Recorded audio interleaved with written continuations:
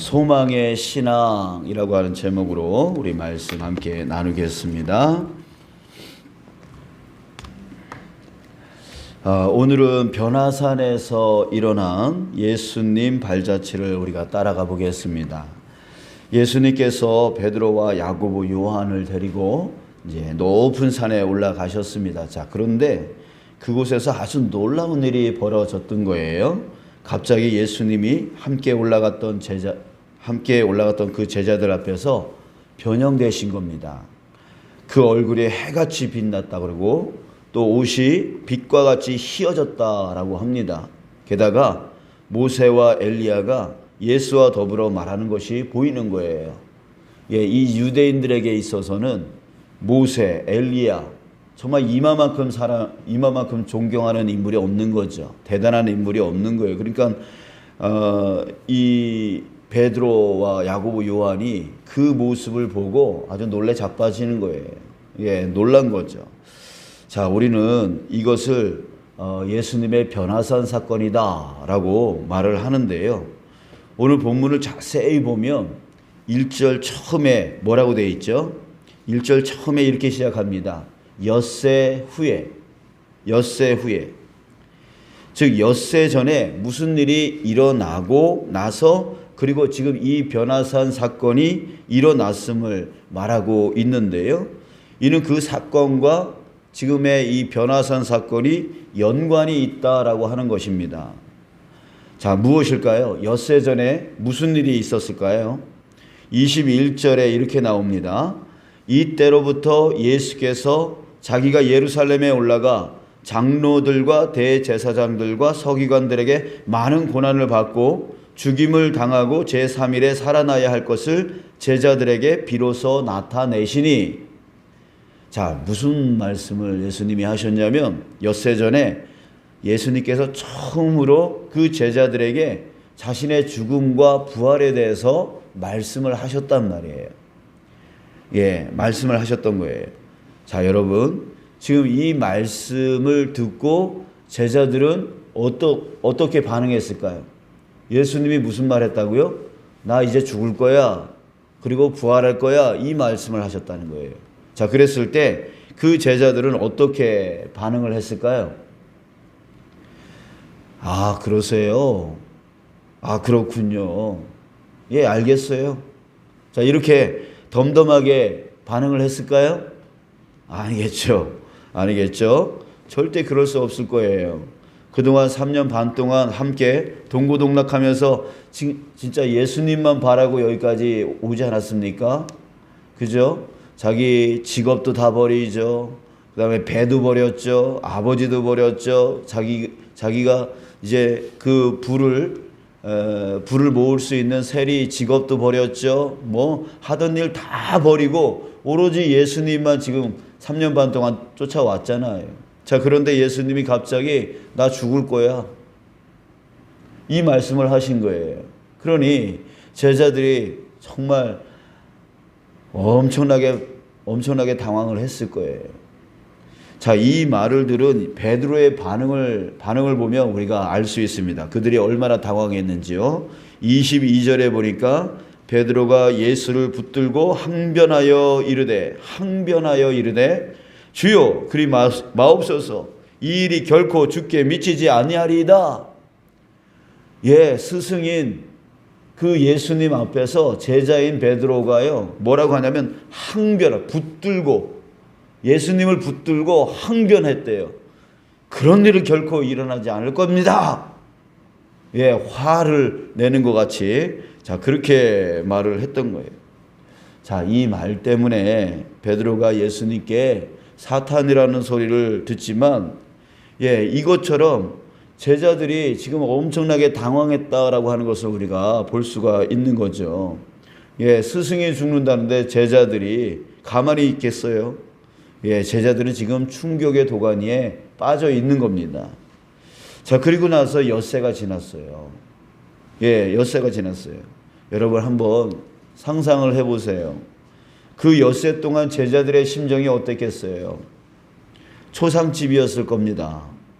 제자들에게는 지금 걱정, 염려, 근심, 두려움, 이것들로 가득 채워져 있을 거예요. 그러면서 한숨을 푹푹 쉬면서 이제는 끝이구나. 이제는 끝이구나. 이렇게 생각하고 있었을 거예요. 자, 그런데 엿새가 지난 후에 베드로, 야고보, 요한은 그 엿새가 지난 후에 아주 놀라운 사건을 목격하게 되어지는 거예요. 그 사건이 바로 오늘 변화산 사건입니다. 그 변화산 사건은 무엇을 말해주고 있는 걸까요? 자, 여러분, 이것은 뭘 얘기해 주냐면 바로 예수님의 부활 사건을 보여준 거예요. 왜 보여주신 걸까요? 지금 제자들이 예수님의 뭐에 초점을 맞추고 있냐면 바로 예수님의 죽음에 초점을 맞추고 있었어요. 그래서 그들의 마음이 지금 절망 가운데 빠져 있었단 말이죠. 그들 마음 안에 걱정, 염려, 근심, 두려움으로 꽉 채워져 있어요. 이젠 끝이구나. 이제 우리 어떡하나. 뭐 자신의 직업으로 돌아갈 수 있는 사람들도 있지만 이제는 끝났으니 다시 그 제자리로 돌아가지 못하는 사람들도 있었을 거예요. 뭐 세리 같은 사람은 다시 돌아가지 못했을 거란 말이에요. 자, 그래요. 그래서 그들에게 지금 이 변화산 사건, 예수님이 정말 그 얼굴이 환해지고 그 옷이 정말 빛과 같이 희어지는 그런 놀라운 사건, 이 놀라운 사건은 바로 그들에게 죽음에 대한 그 절망, 그 걱정, 근심, 염려, 두려움, 그 마음 안에 채워져 있는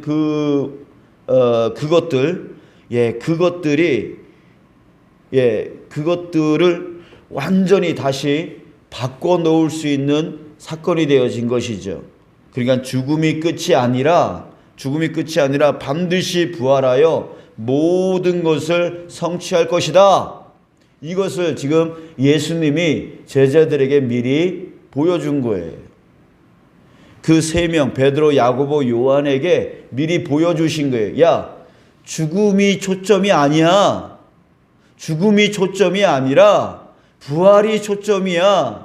부활하여 영광 중에 나와 모든 것을 완성시킬 거야.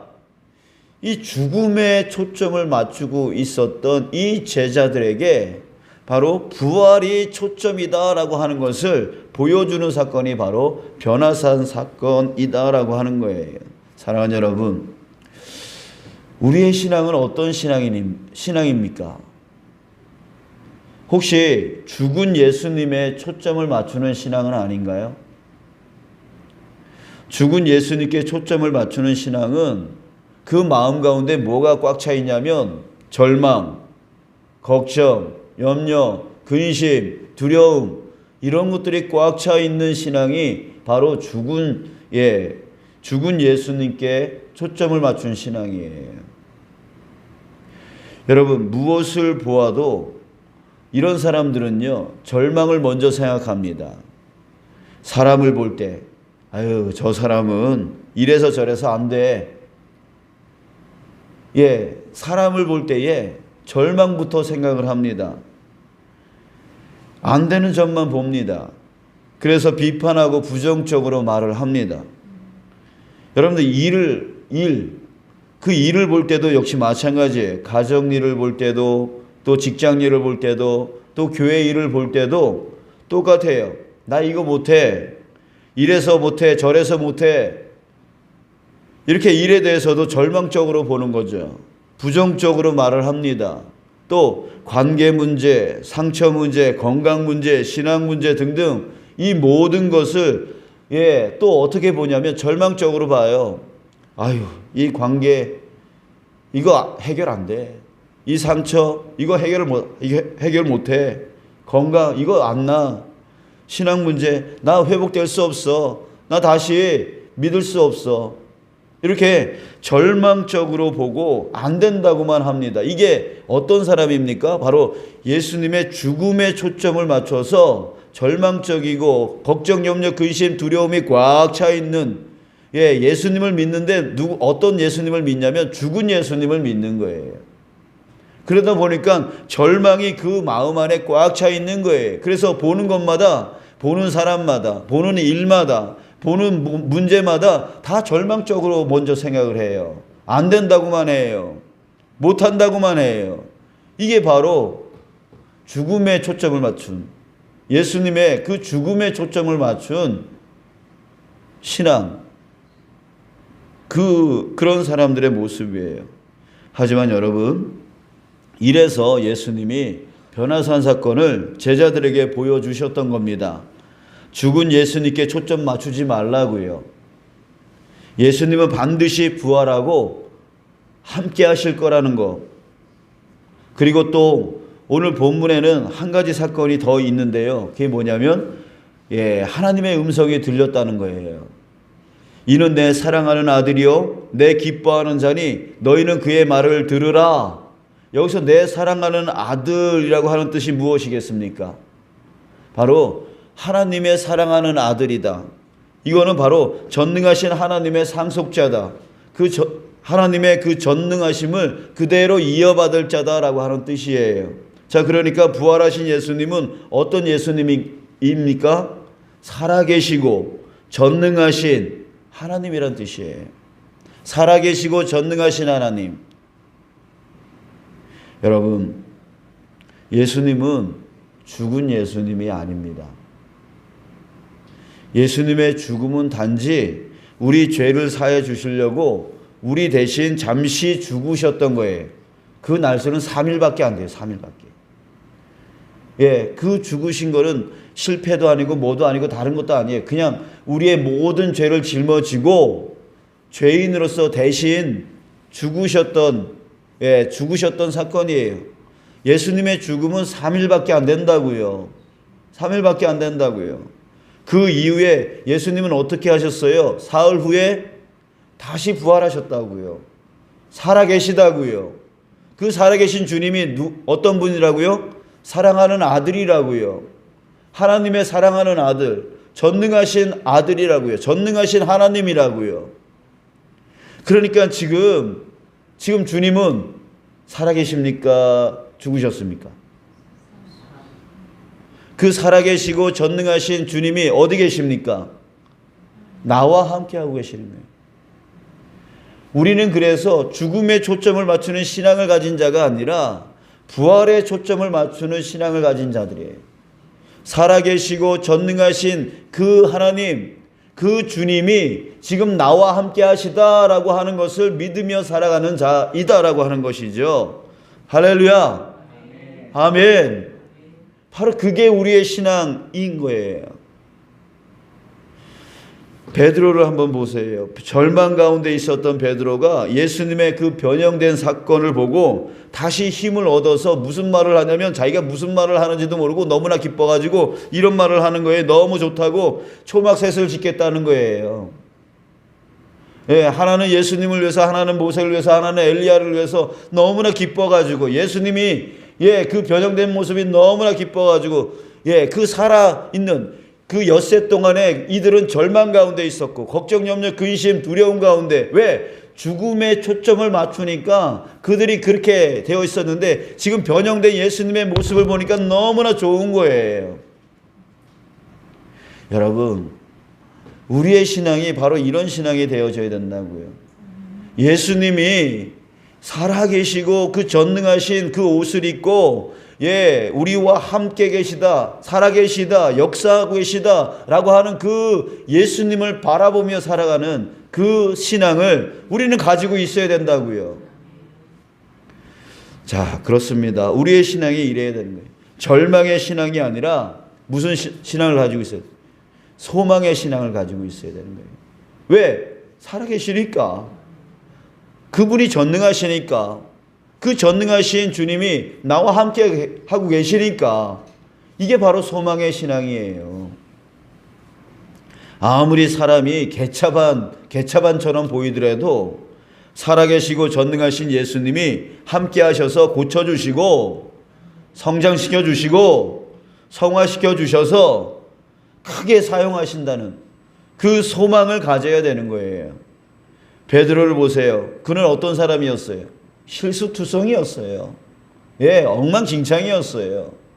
자기가 무슨 말을 하는지도 모르고 앞에 나섰다가 또 예수님께 사탄이라는 소리도 듣고 결국 나중에 예수님을 3번씩이나 부인하고 맹세까지 하고 저주까지 했던 사람이 바로 베드로였어요.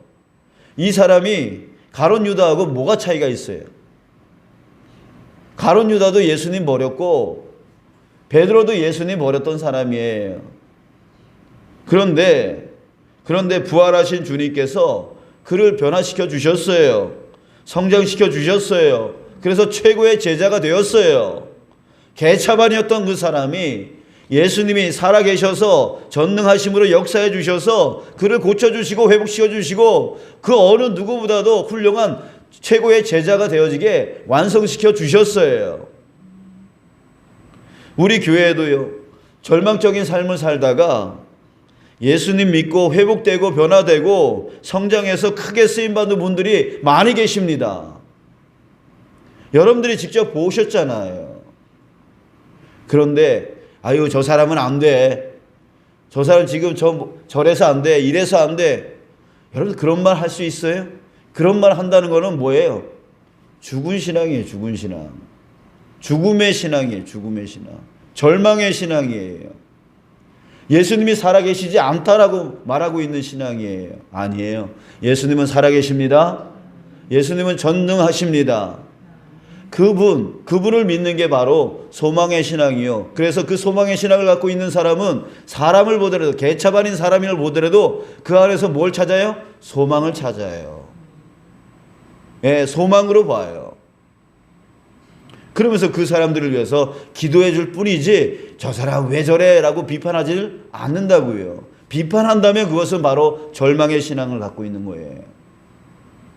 자, 일에 대해서도 역시 마찬가지입니다. 소망의 신앙을 가진 자는 살아계시고 전능하신 예수님이 반드시 도와주신다는 것을 믿습니다. 그러기에 일을 추진하는 것도 항상 뭘 봐요? 절망으로 보지 않아요. 소망으로 봐요.